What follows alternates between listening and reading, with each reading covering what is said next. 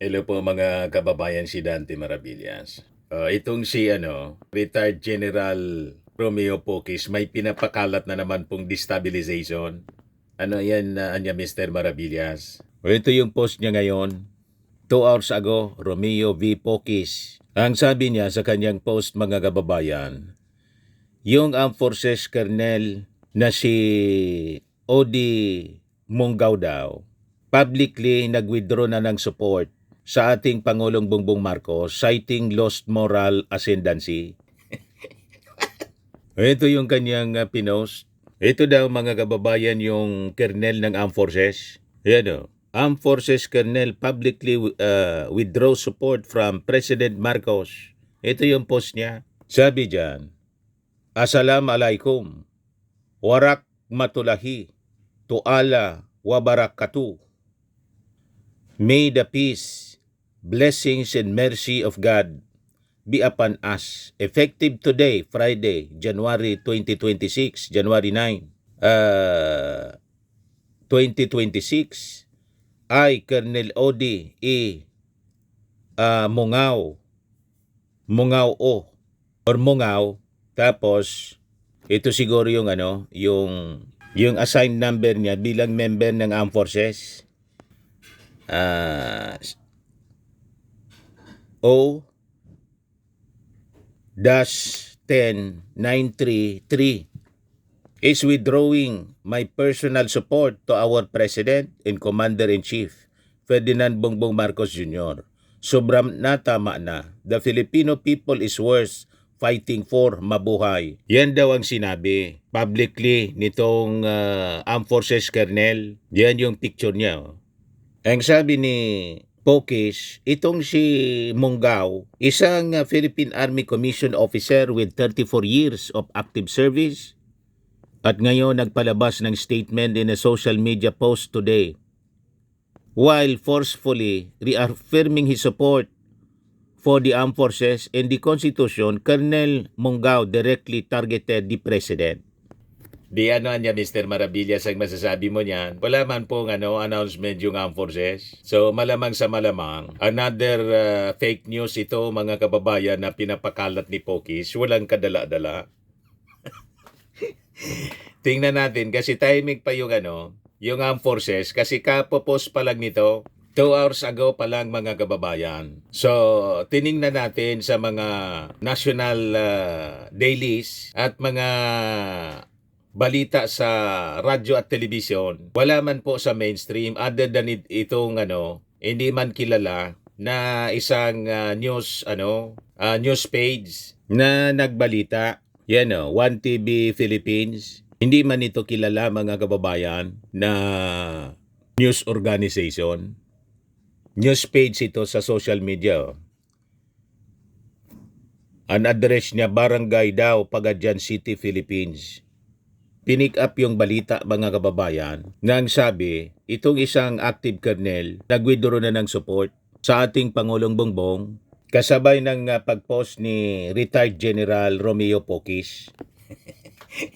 So hindi siya credible news organization. Kaya inintay natin yung reaction ng Armed Forces ni General Browner kung totoo ba. Kasi pag ang source ng balita mga kababayan mula sa mga hindi man kilala na news organization, lalo mga Facebook page, marami po fake news. At lalo kung galing po sa kampo ng mga Duterte. Supporter po kasi ito si Pocis ng mga Duterte. Kaya hindi ka panipaniwala pag mula sa kampo nila yung kwento. Most of the time, propaganda po.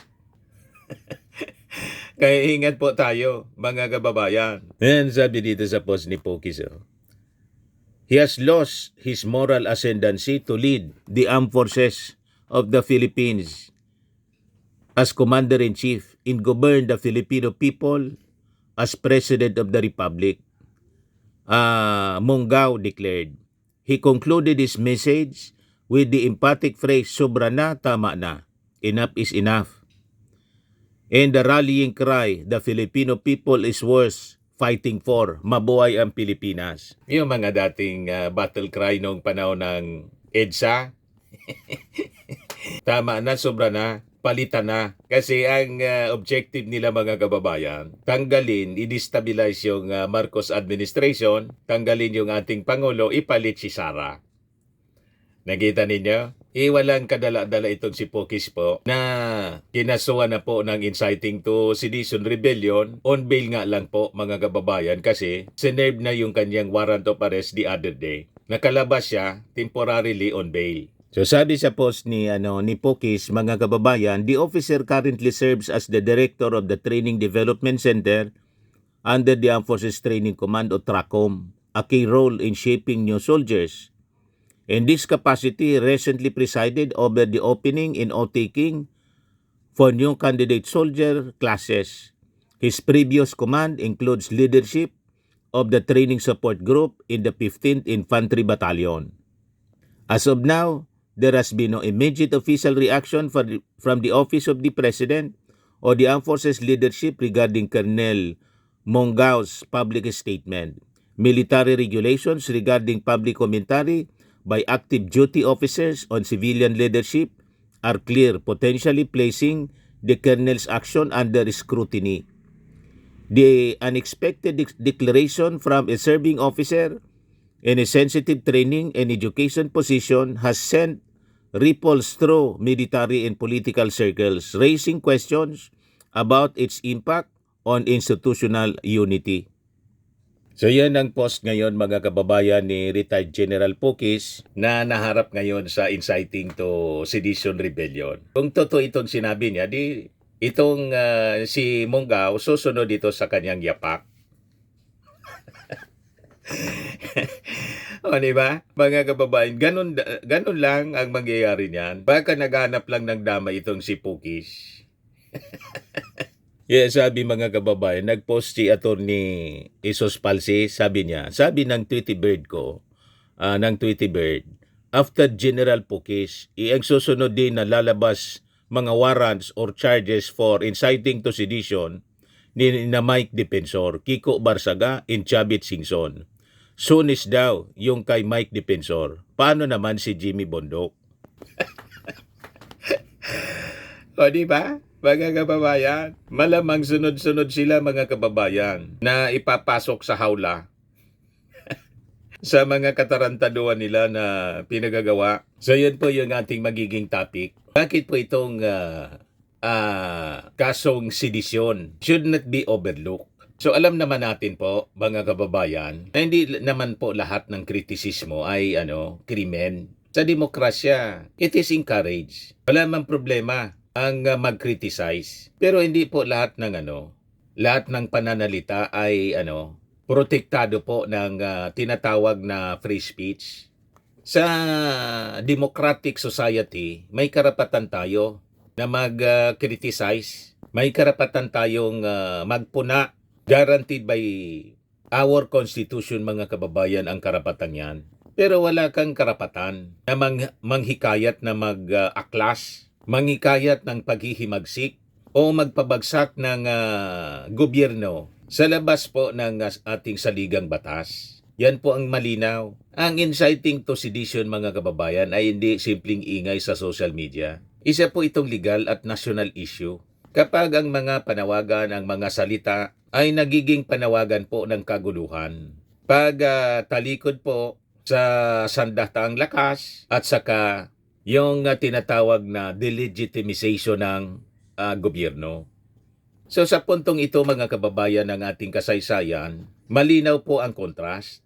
May mga personalidad na ginagampanan nila yung kanilang tungkulin sa ating bansa. On the other hand, may malinaw naman po na mga grupo na walang ibang hangarin kundi pabagsakin yung ating gobyerno. Hindi po sa pamamagitan ng eleksyon o legal na proseso, kundi sa pamamagitan po ng pag-agaw ng poder o destabilisasyon. Hindi ba malinaw ang mga kaganapan ngayon po? Ngayon, unahin natin mga kababayan sa ating pagkukontrast ng ang pagkakaiba para maipaliwanag natin ng maayos kung yung halimbawa ng functional governance. Unahin natin si General Torre. Nung siya, mga kababayan, ay siya pa ang pinuno ng Philippine National Police. Sa ilalim po ni General Torre, ang PNP po ay nahanay sa saligang batas at chain of command. So ano yung legal significance nito mga kababayan? Ang PNP po ay isang civilian armed force na obligado po siya na maging non-partisan. Nakita po ninyo, kahit pilit na pinopoliticize po nito mga destabilizers, hindi sila kumakampi sa kanino man. Kasi non-partisan civilian organization sila, armed force, na ang kanilang motto, to serve and protect the Filipino people. So anumang panawagan po sa pulisya na kumampi sa anumang political action or faction mga kababayan, direkta siyang banta sa tinatawag na constitutional order. Tama po. Ang pagpapanatili po sa disiplina sa hanay ng PNP, hindi po siya masasabi nating blind obedience. Ang tawag dyan po, rule of law in action. Ito yung pilit po na sinisira nitong mga destabilizers. Gusto nilang kumampi sa kanila. Diba po mali ang kanilang ginagawa?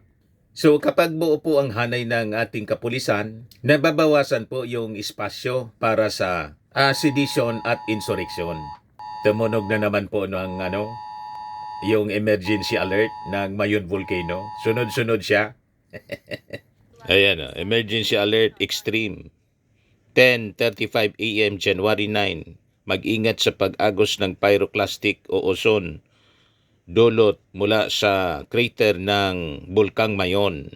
Anyway, intermission muna tayo. Nagulat kasi ako. I-update ko muna kayo ng kalagayan ng Mayon Volcano. Right now, yung Mayon Volcano po kasi, hindi makita kasi medyo maulap ngayon dito sa aming lugar. Kagabi, maganda yung panahon, kitang-kita po yung pyroclastic flow. Napakaganda. Tingnan, kaya dagsa na po yung mga turista dito sa amin. Ito po yung kuha ni Mr. Joseph Trillies. Sabi niya dito, beautiful disaster, Mayon Volcano eruption. Ayan po. O diba? Napakaganda mga kababayan, tingnan paggabi ang Mayon Volcano. Close up mga kababayan nakuha ni Mr. Joseph Trillies. Mga kababayan, iyon nakita ninyo sa mga television, sa ABS-CBN, kuha niya po na video. Kagabi siya, mga kababayan. Yan. Pinick up siya ng halos lahat ng mga media outlets, GMA, ABS-CBN, mga national dailies, Inquirer. Galing po sa kanya kasi natsimpuhan niya mga kababayan yung napakagandang pagdaloy ng pyroclastic materials kagabi po. At malinaw yung kanyang kuha mga kababayan. Di ba napakaganda? Kaya yung kanyang caption, beautiful disaster. Yan beautiful disaster.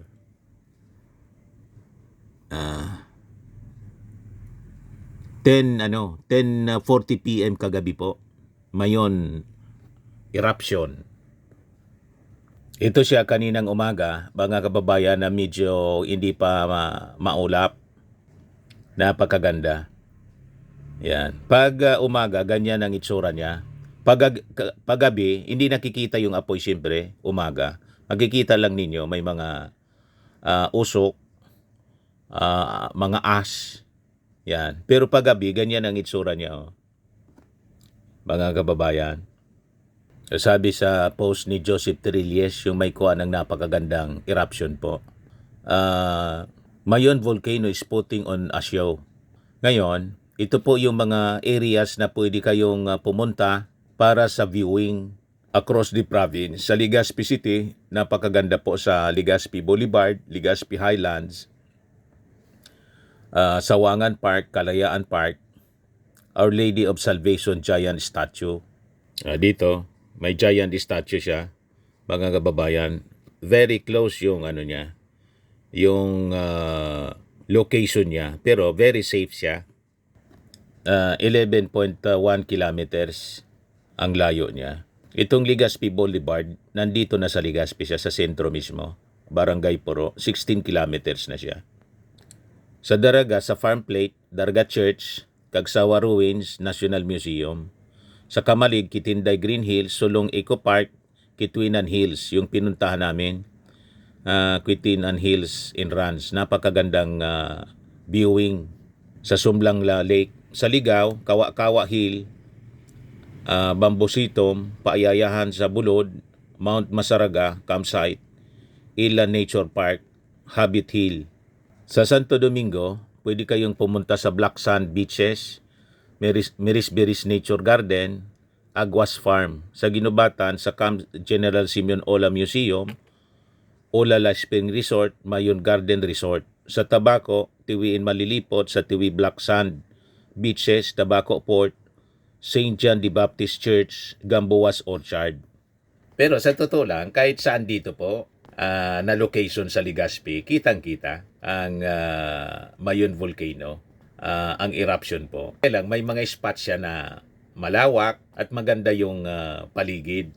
Puntahan talaga po ng tao. So, mag-enjoy ka talaga kaysa kung saan-saan ka lang na location. Pero lahat ng areas dito nga sa bahay namin, may view din kami rito. Kitang-kita po yung Mayon Volcano, yung kabuuan mismo ng katawan ng Mayon Volcano. So very safe siya, basta tuwag lang papasok doon sa 6 kilometers permanent danger zone. Yung mga areas sa 7 to 8 kilometers, may mga lugar dito sa amin, wala pa man pong evacuation. Pero sa other areas po, may more than 1,000 families na po. Malilipot, Ginubatan, Kamalig, may mga may mga evacuees na po. At kahapon pumunta rito, mga kababayan, si Secretary Gatchalian ng DSWD para ayusin po yung mga relief operations, ayuda para sa mga pamilya, mga evacuees po. Ayan mga evacuees, mga kababayan. Gumawa na rin po ng mga emergency shelters yung DSWD para sa mga evacuees. Pinangunahan po siya ni Secretary Gatchalian sa utos ng ating Pangulong Bongbong Marcos. So bumisita siya sa mga evacuation centers. Malilipot ito po sa 1st District of Albay. Yan, nag-distribute sila ng mga ready-to-eat foods. Kaya tuwang-tuwa sila, mga kababayan. Kita ninyo, all smile. Kahit po naapektuhan sila ng pag-alboroto ng Mayon. Asikaso, agad po yung DSWD. Team Borunyog, ibig sabihin, Unity Borunyog, yung director ng DSWD. Masaya silang naglilingkod, mga kababayan, si Governor Noel Rosal. Kahon-kahon, bagong Pilipinas Family Food Pack. Yan sabi dito, sa report ng PIA Albay, pinangunahan ni Gatchalian ang pamamahagi ng family food packs at hygiene kits sa higit 600 na pamilya sa Malilipot, Tabaco City at Kamalig, Albay. Ito yung message, mga kababayan, ni Secretary Gatchalian. Ang ating buting gobernador na pinadala ho ako ng ating Pangulo, na atasan ho tayo ng ating Pangulo to fly into Albay today, Legazpi, to assess yung preemptive evacuations na nangyayari, and at the same time makipag-ugnayan sa ating province at sa ating local chief executives para we can support them with what they need. So tulad ng sinabi ni Gov, very productive yung meeting namin. Una, na pag-usapan ho doon yung food relay natin. Kasi noong 2023, bago kong secretary nung pumutok yung Mayon, we learned a lot from that experience na protracted, 6 na buwan yun. So we plotted kung tatagal to na ganito, paano ng DSWD matutulungan yung local government units to include the province. So napag-usapan namin na food will not be an issue. Ang direksyon ng ating Pangulo, dapat walang pamilyang apektado ang nagugutom sa kalamidad. Right now, we have around 155,000 family food packs in our regional warehouses in the region. Another 100,000 is due to arrive in the next 3 to 4 days. That will raise our capacity to 250,000. And if there's more na kailangan, madali naman magpadala dahil we're drawing our supplies from 2 repacking centers. One in Cebu and one from Metro Manila. But by Wednesday next week, ang anticipation namin dyan, 250,000 na ang family food packs on the ground.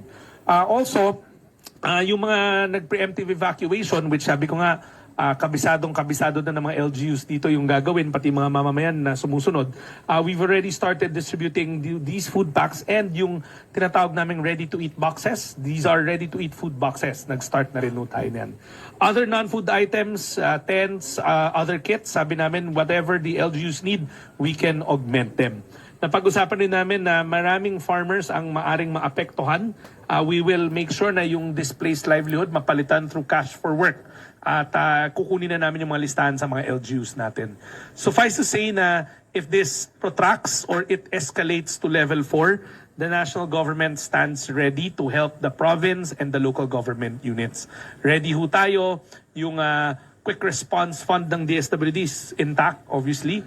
This can be used for emergency cash transfers, cash for work, to augment food supplies. So, again, we're ready and we came here to talk to the mayors para we can already plot out if things turn for the worse. Di ba? So, todo-todo ang serbisyo ng ating national government. Matik po ang kanilang response sa utos ng ating Pangulong Bongbong Marcos na gusto nilang tanggalin, mga kababayan. Napakasipag ng ating Pangulo. Pero patuloy na dinidestabilize, mga kababayan. Ito yung ating pinag-usapan ngayon. Balikan natin yung ating topic. Yung walang tigil nilang inciting to sedition and rebellion. Dito tayo. Kanina si General Torre, yung na-mention natin as an example nung siya ay PNP chief pa. Dito tayo kay Commodore Tariela. Si Commodore Tariela, mga kababayan, at ang depensa ng ating mga teritoryo. Si Tariela, mga kababayan, hindi lang siya nagsasalita, kundi pinagtatanggol niya, mga kababayan, ang soberenya ng ating bansa sa China gamit ang facts, international law at diplomatic channels. Ang usapin po sa WPS, hindi po siya usapin lang sa national interest. I mean, ang West Philippine Sea ay usaping national interest. Hindi po siya partisan politics. Ngayon ang ginagamit, mga kababayan, ng mga critics ng ating gobyerno. Pati si Tariela, pinopolitika nila. So ang malinaw at consistent na messaging, mga kababayan, ng ating gobyerno ay napakahalaga para maiwasan po ang internal confusion at magamit sa nanamantala ng foreign power. Alam na natin yung China. So makikita natin, habang ang ilan, mga kababayan, ay abala sa pag-atake sa sariling pamahalaan, yun ang nakakalungkot po. Sarili nating pamahalaan, ginugulo nila.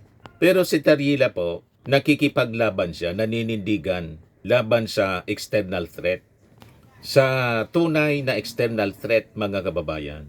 So ito po, mga kababayan, ang tinatawag na serbisyo publiko na pinapatatag niya ang Estado. Hindi po yung winawasak tulad ng mga destabilizers. Nakita na ninyo ang punto natin? Yan ang contrast as against dito sa mga destabilizers. Punta naman tayo sa ating mga civilian authorities, civilian leaders tulad po ni Martin Romualdez sa Congress. Sa ilalim po ng leadership ni Martin, malinaw po ang kanyang prinsipyo. Wala pong pinapayagan na sino mang congressman na gumamit po ng seditious rhetoric laban po sa ating pamahalaan. Ngayon, bakit ito po mahalaga? Ang Congress po, arena po ng debate, hindi ng destabilization. Ang malayang talakayan, mga kababayan, ay hindi po lisensya para hikayatin ang pagbagsak ng gobyerno. So ito, mga kababayan, ang pagkakaiba ng responsabling opposition at irresponsabling agitasyon. Ang kaayusan po, mga kababayan, sa Kongreso ay unang line of defense laban po sa political chaos. Di ba po, mga kababayan? Ngayon, punta tayo kay kay retired General Romeo Pocis. Ang issue sa kritisismo versus seditious seditious statements. So alam natin na si Pocis isang lantad na kritiko ng Administrasyong Marcos. Pero alam naman natin po kung saan siya nakaalyado sa mga Duterte. Siguro nagkinabang siya sa previous administration, may mga kwento, mga kababayan, na nasasagap tayo na may mga retired generals na nagkinabang sa confidential funds.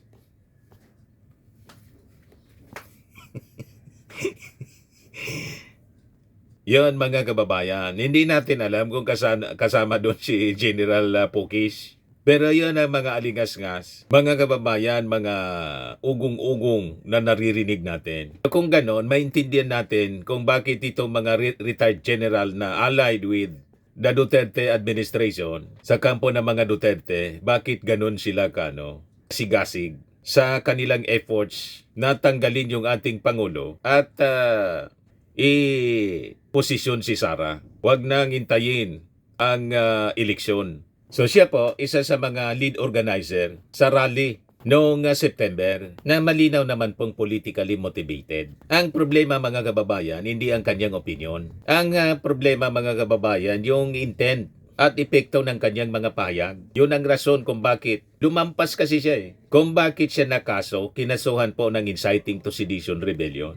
So kapag ang isang dating general mga kababayan na may impluensya sa armed forces, sa uniform services po, ay naglalabas ng mga pananalitang nag-uudyok ng kaguluhan po at gumagalaw sa konseptong may malinaw na political realignment agenda po. Pasok ito po sa threshold ng inciting to sedition. Yun ang nakita ng ating mga authorities and legal experts.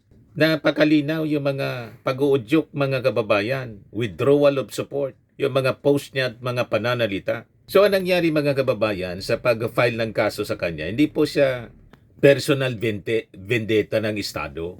Isa siyang preventive action po para sa stability ng ating bansa. Ganon din si Chavit, mga kababayan. Kaya malamang yan ang susunod na tama si Atty. Falsis. Malamang ma-file ng inciting to sedition si Chavit. Kasi araw-araw si Chavit nagsasalita, nananawagan ang pagtalikod ng ating mga kasundaluhan, bumaliktad ng suporta sa ating presidente, the Commander-in-Chief, sa ating Pangulong Bongbong Marcos. Nagpaplano po siya ng one-time, big-time rally nang magpa-press con siya sa Club Filipino para pabagsakin ang ating Pangulong Bongbong. So sa legal reality mga kababayan, ang panawagan ng military defection ay isa sa pinakang malinaw na anyo ng sedisyon. Kaya tama itong narinig siguro ni Atty. Falsis. Sabi ni Tweety Bird, after General Pukis, isusunod na din lalabas warrant of arrest, warrants or charges for inciting to sedition ni na Mike Defensor, Kiko Barsaga, and Chavit Singson. Sunis daw yung kay Mike Defensor. Paano naman si Jimmy Bondok? O diba, mga kababayan? O ngayon, may gusto pang idamay si Pukis. May post siyang panibago. May isang kernel daw na nag-withdraw na ng support. Naghanap ng damay mga kababayan. Ngayon, punta tayo kay Kiko Barsaga at yung araw-araw niyang pagpe-fake news. Papakalat ng fake news at yung kanyang suspension. Ang latest ngayon, mga kababayan, sabi ng Congress, pag nag-lapse, before na hayaang makabalik mga kababayan si Kiko Barsaga, kailangan daw na magsailalim sa mental examination. Ayan sabi dito sa report, kahapon ng ABS-CBN, NUP asked House Ethics Panel to require Barsaga fitness test before resuming legislative duties. Tama po mga kababayan. I-examine kung fit talaga po siya na mag-serve as member ng Congress. O dapat siya mga kababayan na ipadala mo na sa mental hospital. O diba? Kasi parang takas lang po sa sa mental mga kababayan. Nagkakasira sa Kongreso mismo mga kababayan. Ay agad siya mga kababayan sa kanya mga post na nanawagan para sa pagpabagsak ng Marcos administration. Sa legal context mga kababayan, ang sistematikong disinformation na may layuning painain ng Estado, alam natin na ginagamit siya ng mga DDS. Hindi po siya inusinting maling impormasyon lang. Parte po siya ng destabilization ecosystem. Talagang intensyon. So ang naging suspension sa kanya mga kababayan, malinaw po, hindi siya suppression ng freedom of speech tulad ng sinasabi ng mga DDS influencers tulad ng sinasabi ni Sara Duterte. Ito po ay accountability mechanism. Tulad ng accountability na dapat niyang panagutan yung paglunok ng confidential funds sa loob lang ng 11 days. Ayaw nila kasi na managot sa mga kabuktutan ng kanilang mga ginagawa. So, ginagamit nila yung freedom of expression na palusot, na depensa. Hindi man po maaari ang ganon. Di ba po mga kababayan? So, ganon din si Mike Defensor. Sige lang ang aligasyon na wala man pong base. Araw-araw umaatake siya gamit ang sa kanyang social media platform tapos pa-interview sa mainstream media. May pumapatol pa. Yan ang hindi natin maintindihan kung bakit may pumapatol pa rin dito kay Mike Defensor. Walang tigil yung kanyang pag-atake sa ating Pangulo at kay Martin Romualdez talagang tinutumbok yung dating speaker. So sa batas mga kababayan, ang paulit-ulit na akusasyon na wala man pong factual basis, maaari po siyang pumasok sa reckless incitement. Lalo na po kung ang layunin ay i-delegitimize ang gobyerno, hindi man po yung paghanap ng katotohanan.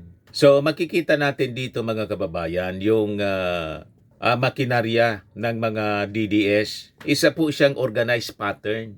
So makikita natin ang buong picture niya. Pamimintang, panawagan ng pag-aaklas, disinformation, at coordinated attacks mga kababayan sa Estado. Ito po ay pattern conduct.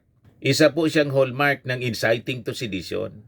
Napakalinaw po. Inciting to sedition at pagbuo ng rebellion. So tama po na dapat hindi po ito i-overlook ng ating gobyerno. Kasi po sa batas malinaw, ang sedition po ay hindi inahabol dahil po lang sa opinyon. Inahabol siya dahil sa banta sa kaayusan, sa seguridad at sa ating soberenya. Kapag kasi po pinalampas ito, humihina po yung Estado. Lumalakas ang kaguluhan at nalalagay sa peligro mismo yung ating demokrasi. Tama po? Mga kababayan, ang ating batas po hindi siya galit sa kritisismo. Ang batas po ay galit sa chaos na ginagawa pong sandata ang mga salita. So malinaw ang ating mensahe mga kababayan. Sa demokrasya, importante ang malayang pananalita. Nandun tayo po. Pero mas mahalaga po ang katotohanan, responsibilidad at katatagan ng ating Estado. So ang sedisyon mga kababayan ay hindi simpleng opinyon. Ito po ay babala ng kaguluhan. At ang babalang yan at ang banta mga kababayan ng kaguluhan ay hindi dapat po binabaliwala ng ating pamalaan. Yon ang rason kung bakit kailangan pong habulin at iarap sa ostisya itong walang tigil na nanggugulo sa ating bansa. Tama po mga kababayan? Huwag tayong pauuto dito sa mga grupong ito na ginagamit nila yung freedom of expression, freedom of speech ko, no? Doon sila nagtatago, mga kababayan, para sa kanilang maitim na plano na destabilisasyon sa gobyerno. Para iupo si Sara Duterte. And they will intensify that activity, mga kababayan. Ngayong taon na to, si Chavit Singson nanawagan ng one time, big time daw po na rally laban sa ating Pangulo. On your dreams. Sumama nga kayo doon sa rally. Anong ginawa ng mga protesters? Bino, mga kababayan, si Chavit Singson. Pinalayas. Alam kasi nila kung ano ang intensyon. Pansarili po. Ang agenda nila, pansarili lang. Hindi para sa kapakanan ng ating mga mamamayang Filipino, kundi sa kapakanan ng kanilang sarili at kanilang negosyo.